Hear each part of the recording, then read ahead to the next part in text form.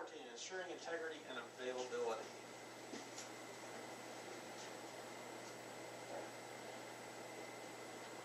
Okay, so in a lot of ways this ties back into the security chapter that we talked about a couple weeks ago. Identify the characteristics of a network that keep data safe from loss or damage, protect an enterprise-wide network from viruses, and they spend a little bit of time talking about different types of viruses, and there's a few subtle definitions I kind of disagree with, but we'll talk about them when we get there. Explain network and system-level fault tolerance techniques, discuss issues related to network backup and recovery strategies. Back up your stuff. Everybody should do that. I should do that better. Describe the components of a useful disaster recovery plan and the options for disaster contingencies.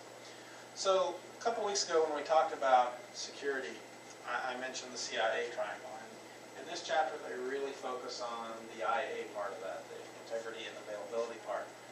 So integrity is, as I discussed a couple weeks ago, it is what it is. It's the data, making sure that the data really is the data, that it hasn't been altered, it hasn't been changed, or if it has been, you know who did it and when they did it and why they did it, things like that.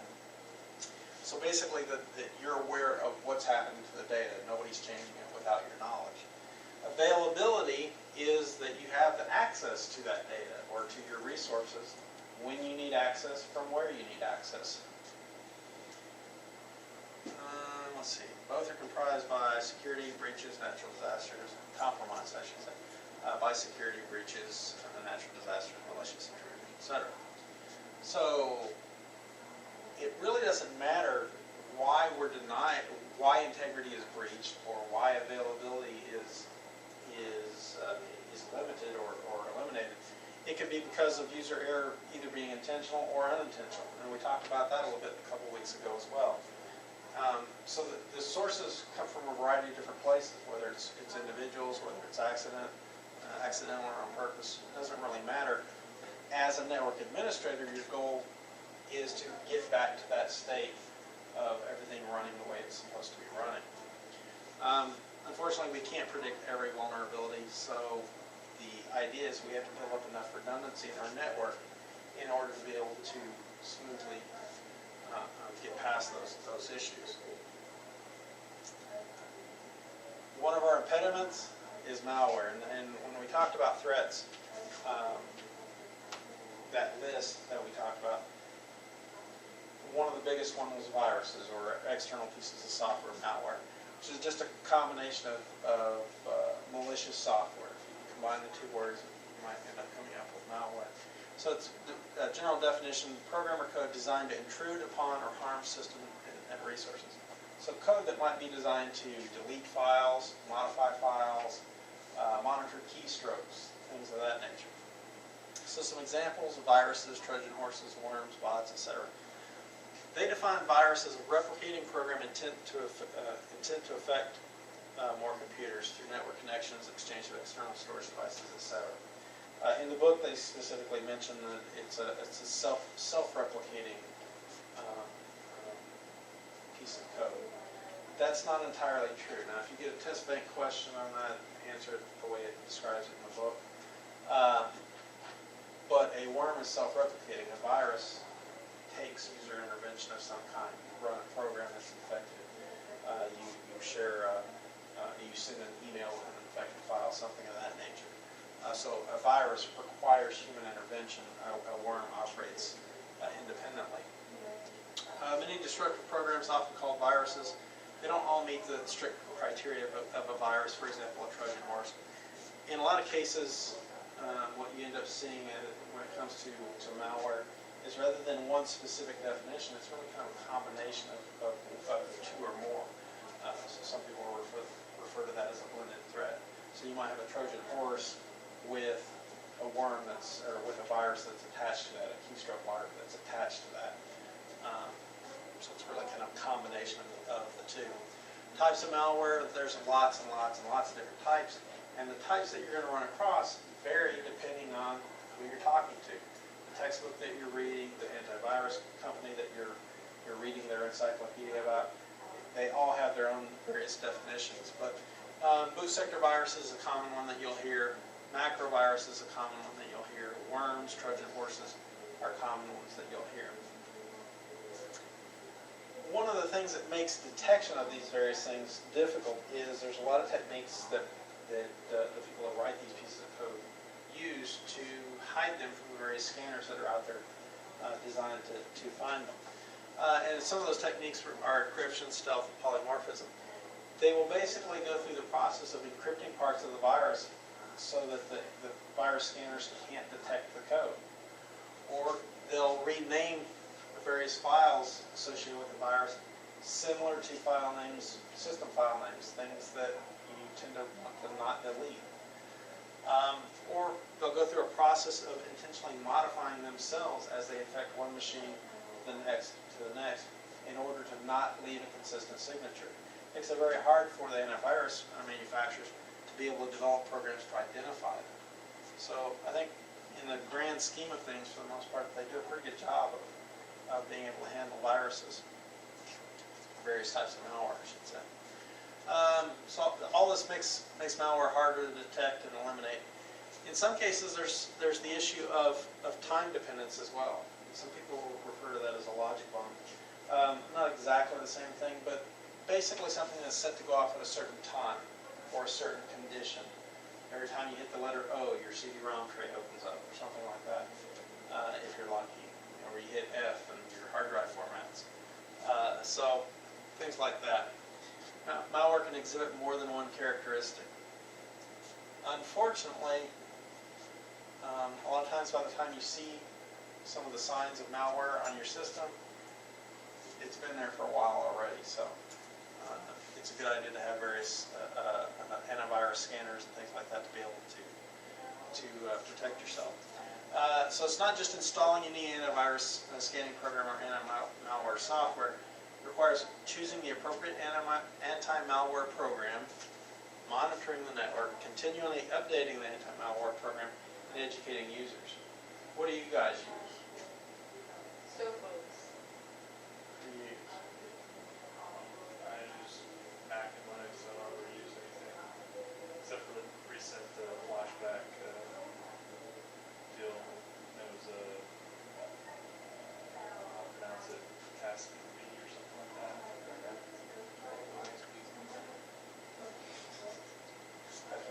What do you use? I use free AVG on my Windows boxes, but I have mostly Linux. I use anything that's free, pretty much. I refuse to pay for stuff like that. I'm a Windows bigot, but that's just me. Microsoft Security Essentials is, it's free. It's integrated into the OS really well. So, I think it's a good approach. There's also SpyBot Search and Destroy, which I've been pretty happy with. For you that you work with Apple, have you run into any viruses or anything like that? So they recently just had that flashback one that came out, but I hadn't been infected with it. I had already patched it before, or they already applied the patch before I got it. Not being familiar with Apple products other than my iPhone, you get infected. What do you do? I just, all fails, I'll just do a recover and just reinstall the OS and do a restore from a backup. Okay. Because I have backups that are incremental, and so I can back up just a couple days before. Okay. I'm just not that familiar with the Mac stuff, so I don't know if it's in a PC environment. I'm much more familiar with. So, just curious. Malware leaves evidence. Some detectable only by anti-malware software. User viewable symptoms. Unexplained file size increases. How many of you walk around remembering the file sizes of your files? I don't, but yeah, I suppose if you have a text file and it's 18 gig, you might be a little suspicious, but for the most part, I'm not so sure that's one that most users would pick up on. Significant unexplained system performance decline. That's one that kind of sneaks up on you, because a lot of times what happens is it's not a case of going from 100% performance to 40% performance overnight. because only like 95, 90, 85. That's what's a slow degradation over time as you accumulate more and more malware on your system. So as a result, you one day will kind of wake up and realize, hey, why is my system running so slow? Unusual error messages, or error messages at all. If you're getting error messages, something is definitely not right. Significant unexpected system memory loss.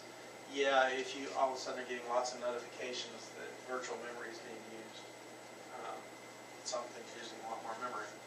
Periodic unexpected rebooting, display quality fluctuations. Malware often discovered after damage is done. In other words, it's after you've had it for a while, and it's usually got rooted into your system pretty well, unless you frequently are updating your system and doing scans. Minimal anti-malware functions detect malware through signature scanning. So, as it relates to viruses, your antivirus software automatically updates those virus definitions. It has virus definitions. There's really two approaches, signatures or heuristics. I believe we talked about that a couple weeks ago. So signatures are ones where they have known signatures, known file types, file sizes, file names, etc. And they're able to identify viruses that way. Detect malware through integrity checking. So looking at the important system files on a system and verifying them against what they're known to be. So in other words, you have an important system file, it has a specific name, a specific file size, etc., and making sure that it's all correct. Detect malware by monitoring unexpected file changes. Receive regular updates and modifications. Set it to auto update. People forget. If you've got an update scheduled, it will take care of that for you. Don't cancel it. Consistently report only valid instances of malware. So heuristic scanning, identifying malware by discovering malware-like behavior. In other words, your system's not behaving like it normally behaves, we think you've got malware. They're kind of saying they're not a big fan of that. I personally think it's an additional tool that you can use to identify when your system is exhibiting malware-like behavior. So I think it's a good thing. You don't want it automatically cleaning things based on the results that it gets from that. But to be warned that you might be infected is I think, a good thing. Anti-malware software implementation dependent upon the environment's needs. Keys deciding where to install the software. On the server, on your clients, both. A lot of times server products are not the same as your client products. So it's potentially an additional platform or additional application that you're going to have to support. Malware prevention, apply technology and forethought, create policies and rules for using anti-malware software and installing programs, sharing files, and using external disks.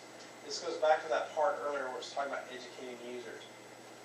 If you have an educated user who is not canceling the scans and keeps things updated, not only their system files, but their anti-malware definitions, it's kind of hard to pick up a virus, one that does any damage. Why? Because most of them are actively scanning as things go into memory.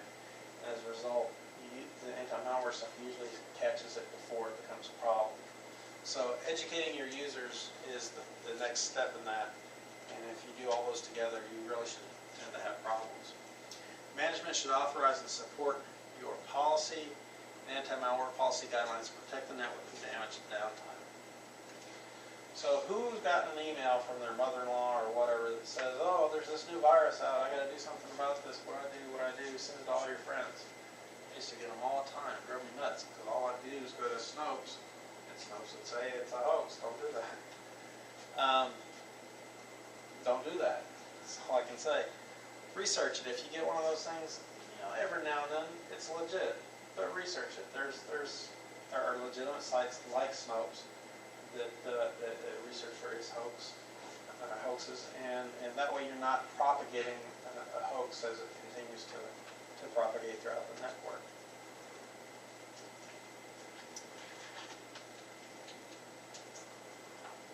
Fault tolerance. So let's say we have some kind of a problem. We want to make sure that our network continues to function and provide those services, provides that availability, provides that integrity that we were talking about. And one of the ways we can do that is through fault tolerance. Developing a system so that it tolerates various faults as they pop up in our system. So fault tolerance refers to the capacity for the system to continue performing despite unexpected hardware and software malfunctions. So we may have a server that goes down. We want the network to continue to function as normal even with that server going down. Something we have to realize is there are varying degrees of fault tolerance. If we have two servers and a server goes down that did a lot of work, that's probably going to impact our system. Ideally, we could get to a point where we could lose a lot of servers and nobody even notices. Now, is that realistic? Maybe not. Why? Because it's going to require a lot of servers, a lot of money, a lot of planning, a lot of redundancy. So as a result, even though that might be where we want to get to, it may not be realistic to actually get to. So one of the things we need to consider is our environment. Sophisticated fault tolerance techniques consideration need to analyze the physical environment to protect us from things like heat and moisture. Server rooms generate a lot of heat. It's just the nature of the beast. One of the problems is we put air conditioners in there, and the goal is to try to keep the temperature down. Well, cold air and the heat that's generated from the equipment sometimes can create an atmospheric condition where we sort of have condensation. So we need to monitor the moisture as well. By design, air conditioners remove moisture from the air, so you would hope it would counteract it, but every now and then you run into that weird situation where you end up with condensation. We need to handle things like break-ins. We need to be able to have server rooms that are protected and are far enough back inside the interior of a building to be able to prevent or hopefully in some way mitigate break-ins. And obviously natural disasters, hurricanes, floods, tornadoes. Those are all things from our environment that we have to consider. Power. If you're in California every summer, what happens? Rolling blackouts. Power's a problem. They were anticipating, I heard on the news a month or so ago, here in Texas, the possibility of rolling blackouts in the summer. Not so much because we're on our own power grid, but the population has grown so quickly that the construction of power generating facilities hasn't been able to keep pace with how rapidly our population has grown. And because of how hot it gets in the summertime, especially when people that aren't used to that heat get here, they need more air conditioning than the rest of us. Types of power problems, blackouts, brownouts are a couple of common ones. Can be caused by forces of nature, utility company doing maintenance. Really can be caused by a variety of things. Things like brownouts you can generate inside your own house. Your air conditioner kicks on, that compressor pulls power. That pulls power, you have a little momentary drop in power. You're essentially creating a little mini brownout in your own house. Solution, alternate power sources, and we're not talking about necessarily green energy. We're talking about just different sources of power. UPSs, generators, solar, and etc. So problems with power flaws. Computer equipment doesn't really like fluctuations in power. To be able to produce those ones and zeros very accurately, it needs good, clean power. Unfortunately, things like surges, noises, brownouts, and blackouts all cause problems for networks. We address those, in a lot of cases, through a UPS, because a UPS really gives us a couple of key things. Number one, it provides us power after we lose power. That's the one that people tend to think of. But also, just the sheer nature of a battery, it provides us with very clean power. So it's a big plus to a UPS. Essentially, there's two categories of UPSs. There's standby power supply, or standby UPSs and online UPSs. Standby UPSs are cheaper. That's the draw to them. That's an advantage of a standby UPS.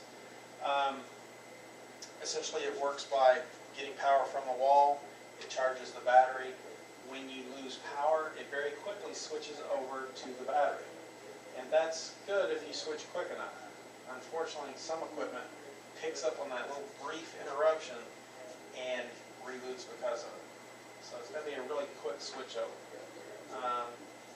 And you don't tend to get the benefit while you're working off of AC power out of the wall of that clean power coming from the battery. Versus an online UPS, rather than getting your power from the wall through the UPS, you're getting the power directly from the battery. So now you're getting that clean power all the time. The battery is always plugged in, it's getting charged, you lose power. You were already on the battery, so there's no switch over. So it tends to be a little bit better approach. They also cost more, so that's the downside to online UPSs. And a couple of pictures of UPSs. But what about extended power outages? Hopefully we don't have those, but if you do, you got to have some way of managing those. And this is another thing where I disagree from the book a little bit. They talk about generators providing electricity free from noise. Not from what I've heard. I don't know where they got their information, but that's contrary to everything I've ever heard. So, but when you need extended power, it's a good approach. The best approach is to have a UPS and a generator together. They don't provide surge protection. Again, if you see a test bank question, if there's a problem, send me an email, we'll fix it. Used in highly available environments. Used in environments where high availability is necessary, is what they're really trying to say. In environments where UPS is going to keep your system up for 10, 15, 20 minutes. What about if you don't have power for 2 or 3 days? You might need a generator on top of the UPS. Generator choice, calculate the organization's crucial electrical demands, determine the generator's optimal size. In other words, you can go with generators that are very small just to keep a few machines up and going. Or you have generators in some cases that are designed to keep an entire data center going. Generators can be from a few $100s to over $100,000. BNSF, for example, they have these humongous generators that they use in case they lose power. And then they give you an example there. Something else in terms of redundancy, you need to consider your topology and connectivity. So before designing the data links, assess the network's needs. In other words, how many WAN connections do you need? If you're a small company, maybe one connection's fine, but if you're a big company and your WAN connection is really important, maybe you need multiple connections. Maybe you need multiple connections from different vendors that are using completely different infrastructure. So fault tolerance and network design supply multiple paths of data, travel from any one point to another. As far as some of the best topologies for your LAN in terms of fault tolerance, a star topology with a parallel backbone. At the WAN level, either a full mesh topology or a sonnet ring. So those are probably your most fault tolerant approaches at different levels. Remember, full mesh in a lot of cases is not really effective. I mean, if you've got three different WAN sites, maybe a full mesh you can do that. Why? Because it's not really all that many connections. But you get up to 8, 9, 10, now that's a lot of different WAN connections. So it may not be feasible. It depends on how much fault tolerance you need. And I was going to skip that part. So you can supply a duplicate connection, use different service carriers. Why? Because if you use duplicate connections from the same service carrier, and it's the service carrier that has problems, well, chances are pretty good you're going to have problems on both your connections. Not necessarily, but certainly more likely. So you can use different service carriers. You can use 2 different routes. With critical data transactions, follow more than one possible path. Network redundancy advantages. Reduces the network fault risk. Again, one connection goes down, you've got the other connection to take up the other path. Another approach is to shift the risk from you with your various WAN connections that you're leasing from a carrier. Shift that risk to your ISP. Make your ISP responsible for the capacity, for the solutions. It is their business. They tend to be really good at that type of stuff. some companies aren't real comfortable sharing that responsibility with somebody else. They would rather be responsible for it themselves. Apple is a good example of that. They'd rather be responsible for the entire user experience. That's why they make the software and the hardware, etc.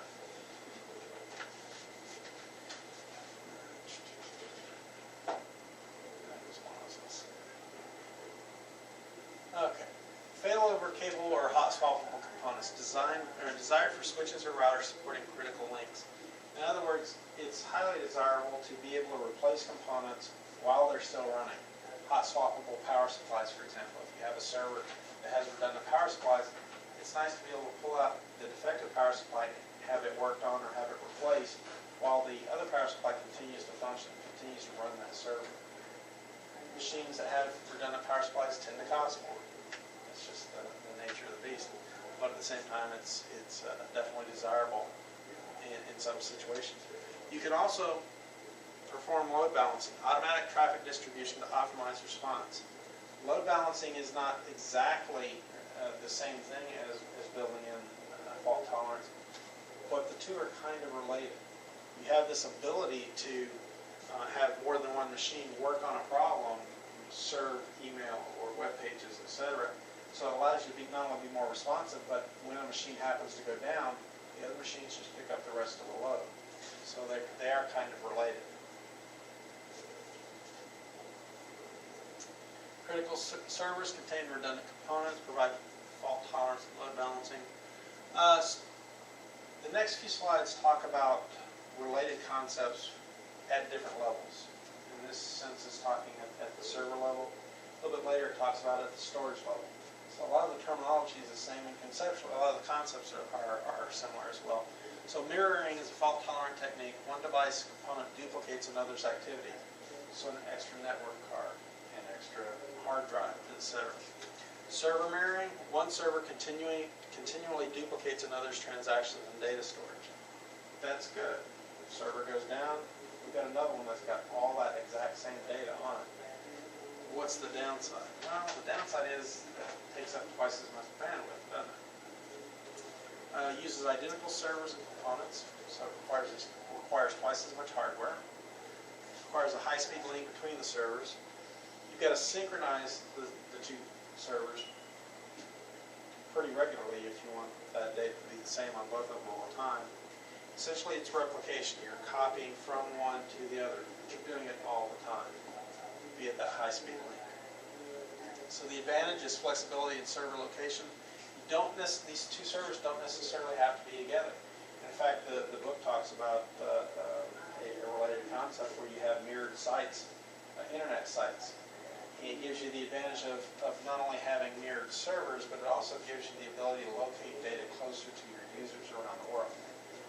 So it's kind of a side benefit.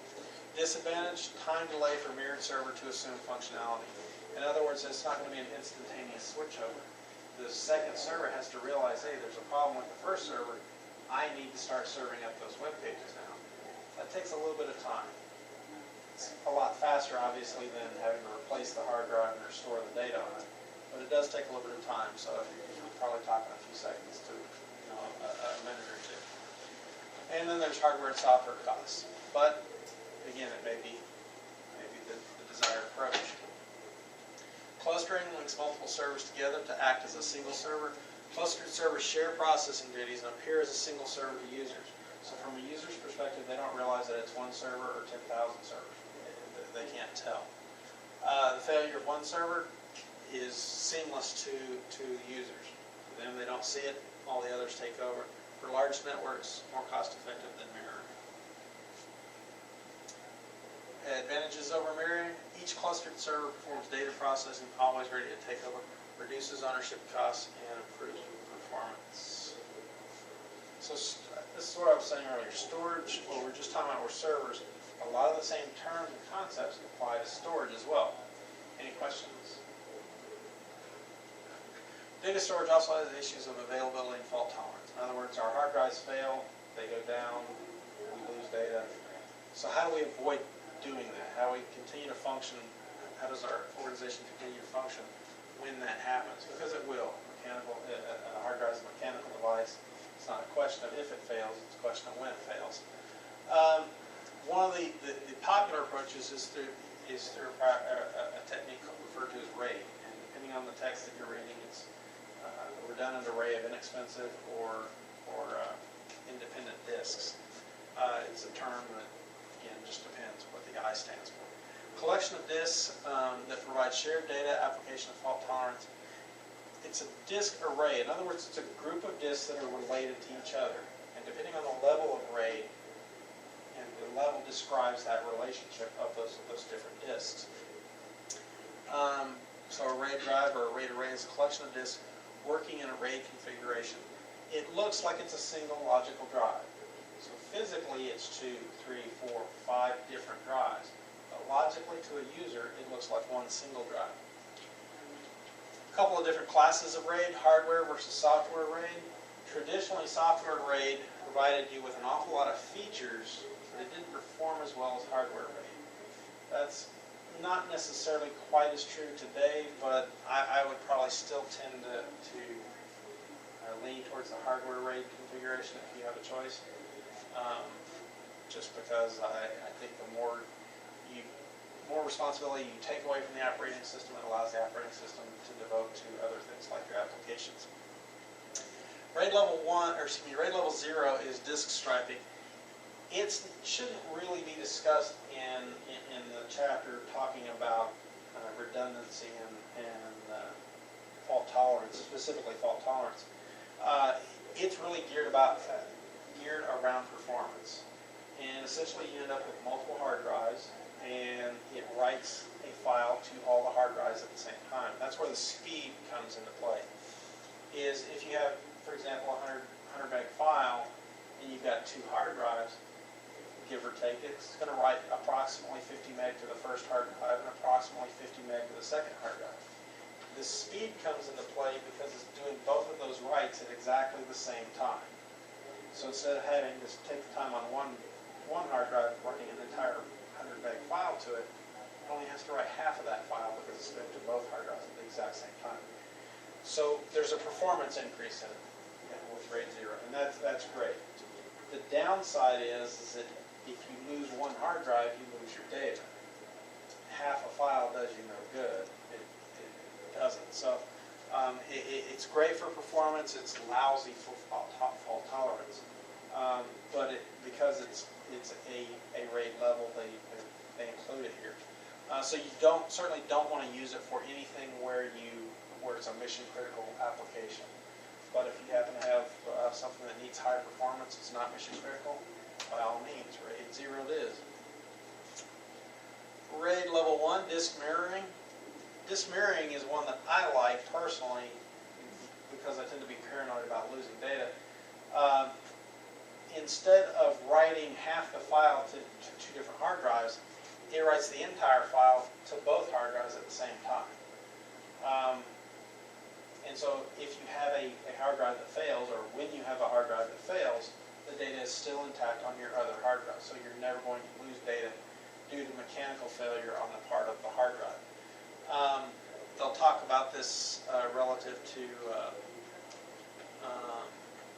duplexing here in just a second, which is a little bit different, but we'll get to that here in just a little bit. The downside to disk mirroring, you got a second hard drive that's got exactly the same data on it. You're wasting an entire hard drive. So the cost of having a complete backup of all your data is the cost of one hard drive. So that's the downside. You get twice as much storage as what you need. Disk duplexing is related to disk mirroring. The only difference is that in disk mirroring, you have a single disk controller that is writing to both hard drives at exactly the same time, that is reading from both hard drives. Reads from one, writes to both hard drives at exactly the same time. With disk duplexing, you also have a dual controller. So you're building in additional fault tolerance in that not only if a hard drive fails, but if a controller fails, you can still continue to function with the other controller. So it's a little bit more fault tolerance. You tend to see devices configured more towards RAID and more towards disk mirroring than you do duplexing, but it is something you might see. RAID level, and there's a lot of other RAID levels that are out there that the book does not talk about. It acknowledges that there are other ones. It just focuses really on the ones that you tend to see the most often, which is probably most appropriate. RAID level 3 is disk striping with Parody. Basically what they do with this is it requires 3 or more disks in order to be able to run RAID level 3. In fact, all the other RAID levels require 3 or more disks. With RAID level 3, what it's basically doing is it does the same thing as striping does, writing part of a file to one disk and the rest of the file to another disk. But then it dedicates another disk, a third disk if we've only got 3, to the parity information. That parity information allows us to lose one of those disks and then reconstruct the RAID. So if we have that first or second disk fail, we can replace it and with that parity information rebuild that disk array. So it gives us some of the advantages of performance because we're writing parts of the file to 2 different disks, but it also gives us some of that fault tolerance. The downside to level 3 is, though, all of the parity information is being written to one disk. So that creates a bit of a problem. So the advantage is high data transfer rate. Disadvantage, parity information appears on that single disk. If we lose that parity disk, we've lost our array. With RAID level 5, disk striping with distributed parity, now not only is it spreading our file across multiple disks, it's spreading that parity across multiple disks as well. So now we can lose any disk and rebuild our array. And depending on how many disks we have, I don't remember what it is, but there's some where you can lose multiple disks and still continue to rebuild the array. So you really get the advantages as you get into RAID level 3 and RAID level 4. The performance of striping with the fault tolerance because of parity.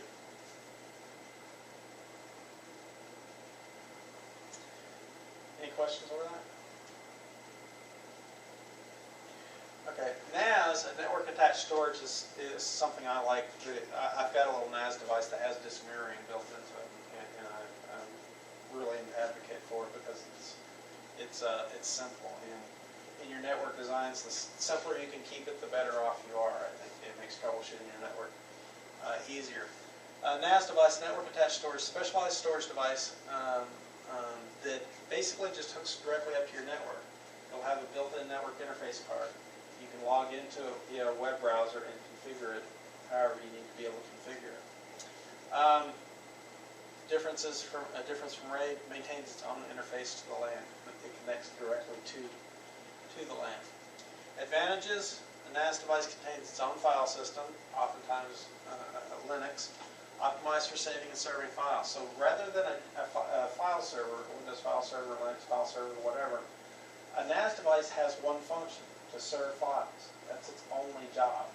As a result, they tend to perform pretty well. Easily expandable, that depends on the NAS device that you've got. Disadvantage, no direct communication with network clients. Use, enterprises requiring fault tolerance, fast data access. So you can see a network there where you might have various clients plugged up to your network, various servers, and the NAS device itself plugged directly up to the network. So as far as the NAS device, it looks just like any other node on the network. It's going to get an IP address. Again, you log into it, configure it however you need to. You can usually create directories that have write access, read-write access, limit users, rights, etc. This is a little bit different, though, than a SAN, but it's related to a SAN. Storage area network. A storage area network is essentially a separate network on your network. It's a network that has attached to it a variety of servers that control access to the storage, but it allows the various hard drives that are on that segment, that are on the SAN, to be able to communicate very quickly, very fast, and it's all access is controlled all through the servers. So this is, let's see, storage devices, blah, blah, blah. So advantages: fault tolerance, fast, install in locations separate from the LAN, highly scalable, so it's very easy to add hard drives to a SAN, easier than in a NAS environment, I would faster and a more efficient method of writing data. Downside to a SAN is they can be really expensive. Anybody messed with Virtual World? Had a class that's had Virtual World yet? Yeah. Okay, if you have a class with Mr. Deere, and he will absolutely use it. But essentially, it's a virtualized environment, and the storage that they use for that virtualized environment is a SAN, and it costs money to run a SAN. So drawbacks: high cost. Large SAN might cost several millions of dollars. More complex than a NAS. Again, I would argue drive out the complexity whenever you can. Simple is good. If you have a need for complexity, then certainly you don't want to avoid it just because it's complex, but don't go for it just because it's complex. So more complex than NAS or RAID, requires training, administration efforts, etc. Use in environments with huge data quantities requiring quick availability. So you'll see a subtle difference in the design of the NAS versus the SAN. Here again, you've got all the various servers and clients that are connected to your network. Your fiber channel, or your SAN down here, is completely separate. It's essentially a separate network from the rest of your network. So as you have various pieces of data that get backed up or sent to storage, you're not really tying up your network up here. So when you need to back it up, you can back it up across your SAN, not your main network. So you're going to save bandwidth on your primary network. Does that make sense? Everybody see that distinction? Okay, so data backup, and I absolutely agree it's important, and everybody should do it. And I know I don't do as good a job as I should. Other than mirroring, I don't really do much in the way of data backup, but I definitely should. Backup copies of data or program files created for archiving, safekeeping. Ideally, you store it off-site. That's probably the biggest inconvenience. Who wants to make some type of a backup, take it somewhere, and then not have use of that external hard drive, or who keeps tapes anymore, things like that. Without backup, you risk losing everything. Many backup options are available, and this is absolutely true. And this book actually does a pretty good job of talking about some of the backup options that a lot of books don't, in terms of backing up to external storage hard drives, in terms of backing up across the network. So I think that's a really positive aspect of this text over a lot of others. There's a lot of different software and hardware available out there to facilitate backups, and there's a lot of different media types, and it just really depends on the environment that you're backing up as to which one you want to use. Some of the network operating systems have utilities. There's a lot of third-party apps that tend to perform better, tend to have a lot more features built into them, especially relative to some of Windows utilities. Selecting backup media and methods, there are several approaches. Each have their own advantages and disadvantages. Find out what your network needs. It really depends on your network. So optical media. I don't know why the text talks about that, because it's just not an option really anymore. Until you get down to, double-sided, double-layered DVDs, the size just really isn't enough to really justify storing the optical media. But at one point in time, it was a very viable approach. There was a time when 650 megabyte was a lot of space. It's been a long time since that, but there was a time. Disadvantage on optical media: writing data takes longer than other media and requires more human intervention. It just does. Tape backups tend to be very popular still in corporate environments. Why? Because per meg or per gigabyte of data, tape is cheap. And so it tends to be very popular. Again, in large-scale environments, the investment that they have in not only the tapes, but the equipment, the tape drives, is significant. And as a result, they don't necessarily just want to get rid of that. I used to where I worked, they had a little robot that would pop out the drive. So you would load up the robot once a week with various tapes, and it would automatically pull a tape each day and put it into the slot, record the data, and then the next day it would pull that tape out and go to the next tape. So you could go through a week's rotation that way. I visited BNSF. They have that, not on steroids, because that wouldn't describe it well enough. they had a robot that was really probably, I wouldn't say it was from this side of the building to that side of the building, but it's probably about half of that.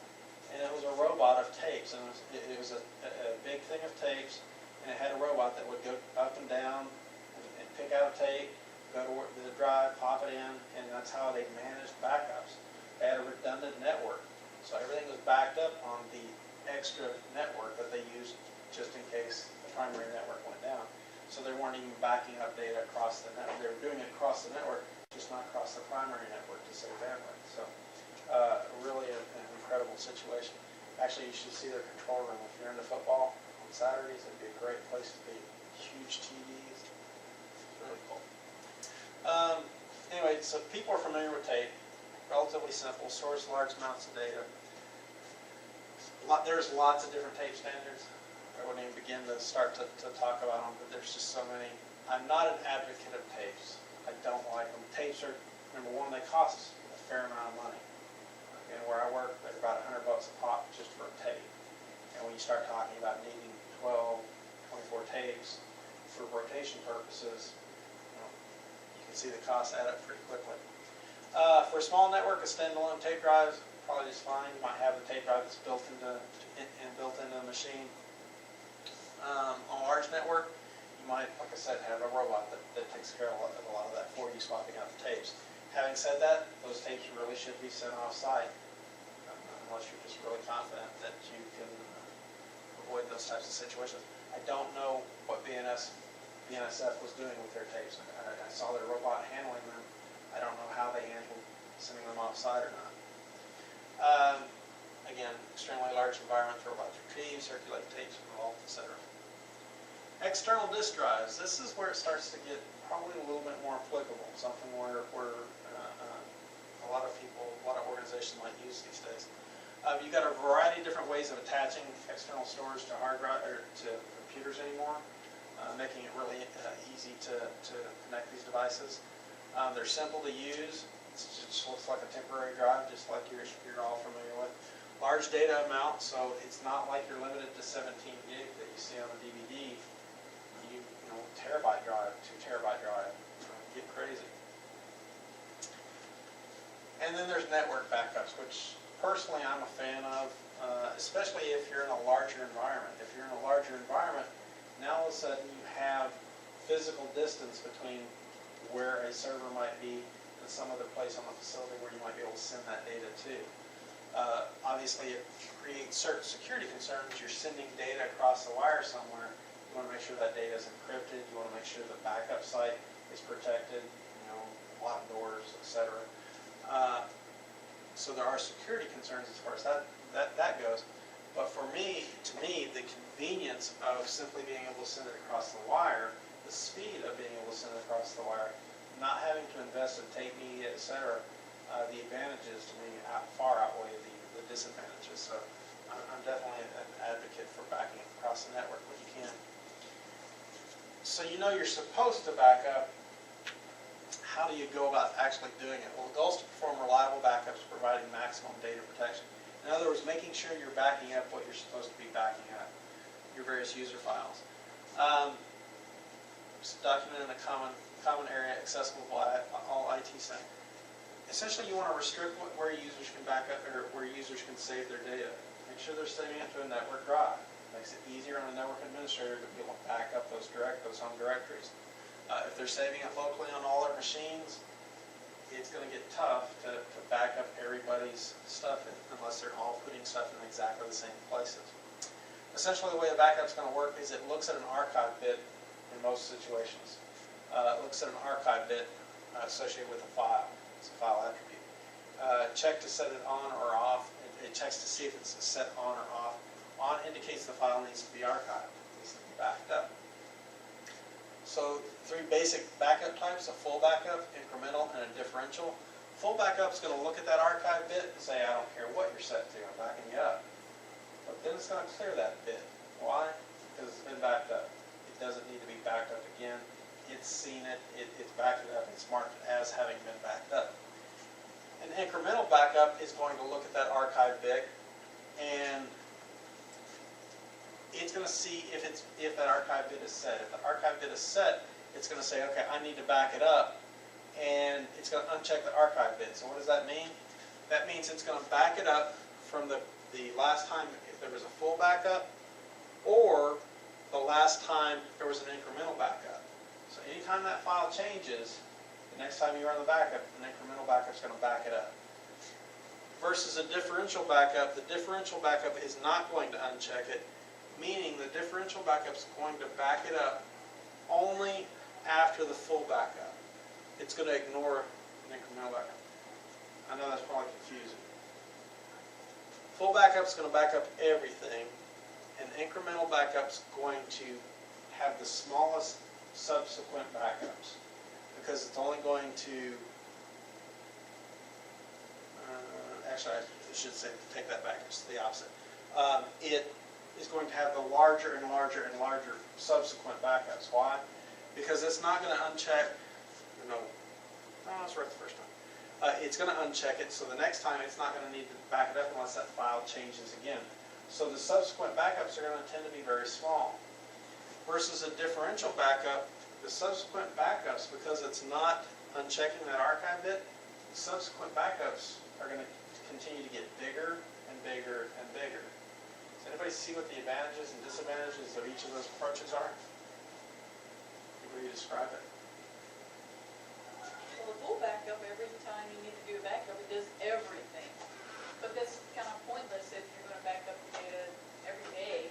Say if you're running a business, you do full backup, then maybe an incremental backup will be suitable for each sequential day, as opposed to doing a full backup every day.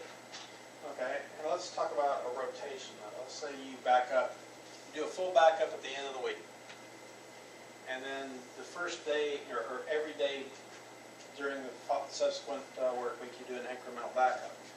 Well, if on Friday, if you have a problem, would you rather be doing incremental backups or differential backup, and why?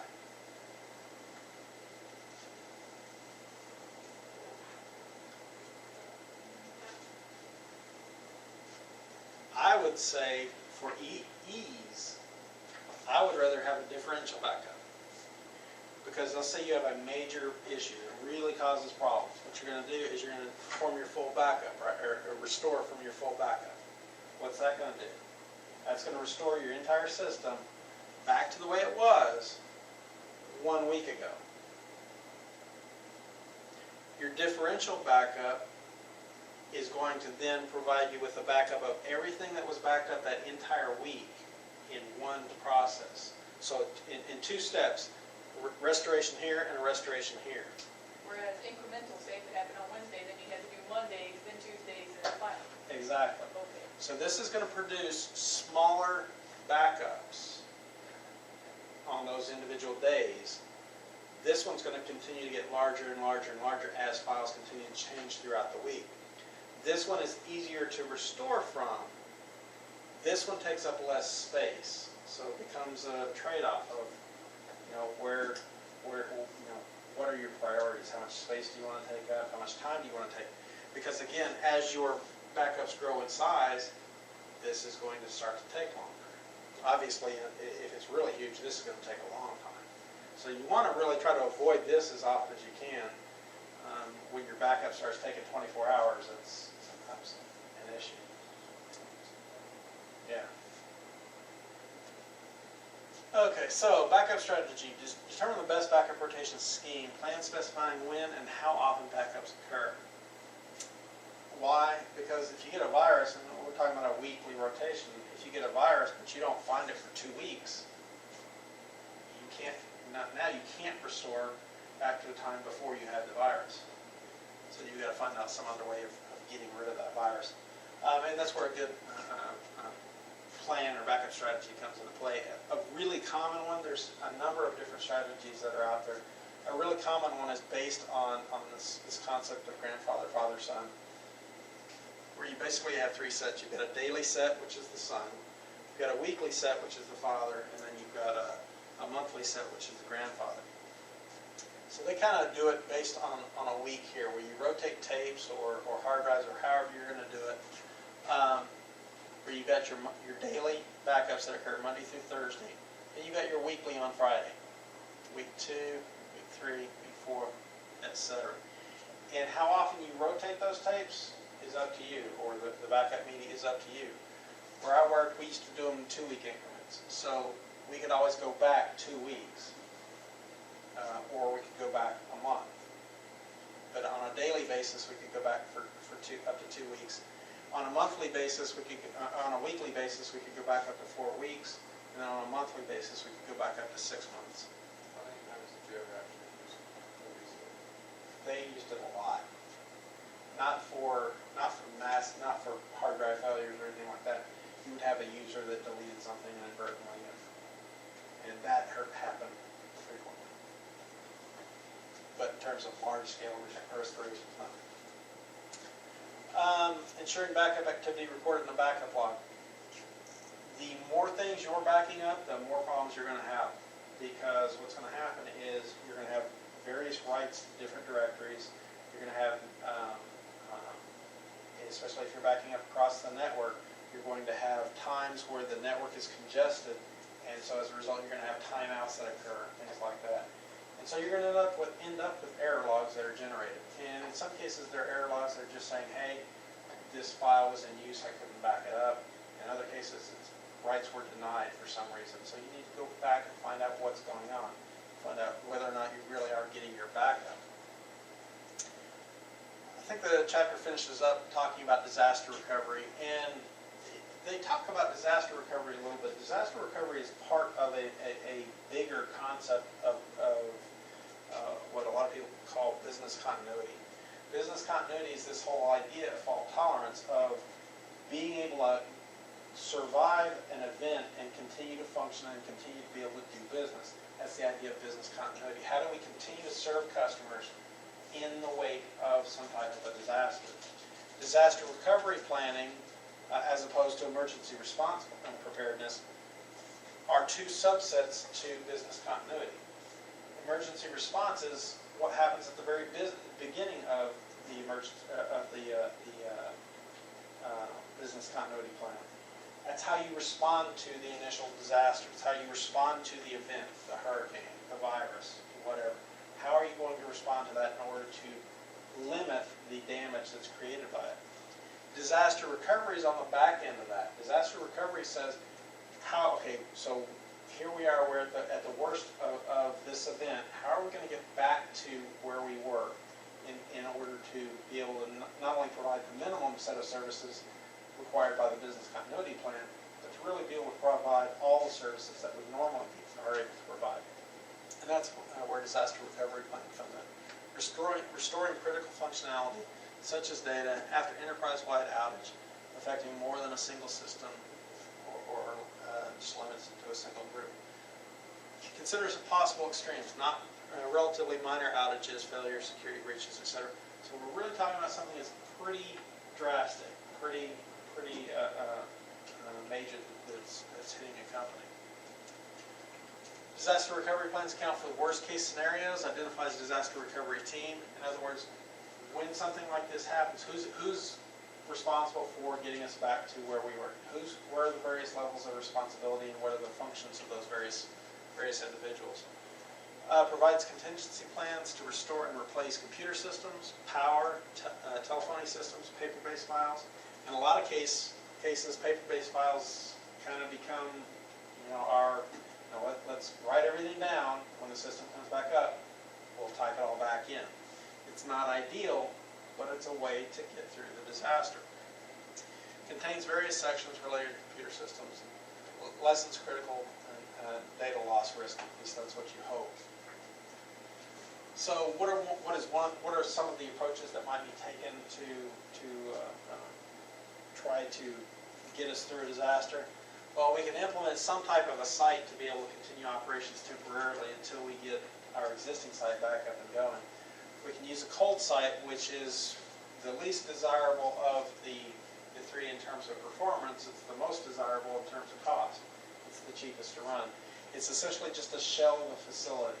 It may or may not have hardware. If it does have hardware, it's probably not going to be the same. It's certainly not going to have the data that we need. So it's going to take time to get up our WAN connections, to get our software installed. All that that type of stuff. So it's a cold site. It's going to take time to get it up and going. But it's much more affordable. A warm site's a compromise between hot and cold. It's going to have more equipment. It may have WAN connections already set up. It may have some of your data there. Maybe just not the most recent copies or recent backups. But it's going to be something that's a little bit closer to being able to be up and running. Like I said, it's a compromise, so it's going to tend to cost more than a cold site. It's going to be less expensive than a hot site. And a hot site is essentially a redundant site. It means you might as well be operating out of that center. That's great if you can afford it. Most people can't. So, what is this chapter about? Integrity and availability. How do we keep our stuff up and going? Redundancy, fault tolerance, things of that nature. It talked a lot about malware at the very beginning. Remember, if you read some of those definitions, if you hear something different, particularly when it talked about viruses being self-replicating, that's a worm, not a virus. But so keep in mind that their interpretation of some of these things and yours may be slightly different. Fault tolerance issues and resolutions. We talked about the physical environment. Quite a bit about power. You lose power. What do you do? What are some of your options in terms of UPSs, generators, etc. We talked about topology and using multiple connections to your WAN connection, things like that to be able to build in some fault tolerance. We talked about server and storage techniques, RAID, clustering, and stuff like that. Then we talked about data backup. Again, I can preach all day long about how important it is, and it is. It absolutely is. I wish I did a better job of it. I'm certainly guilty, but if you're getting paid for this type of stuff, you can't go to your boss and say, yeah, I should have done a better job backing up. You need to back up. And then the chapter finished up talking about disaster recovery.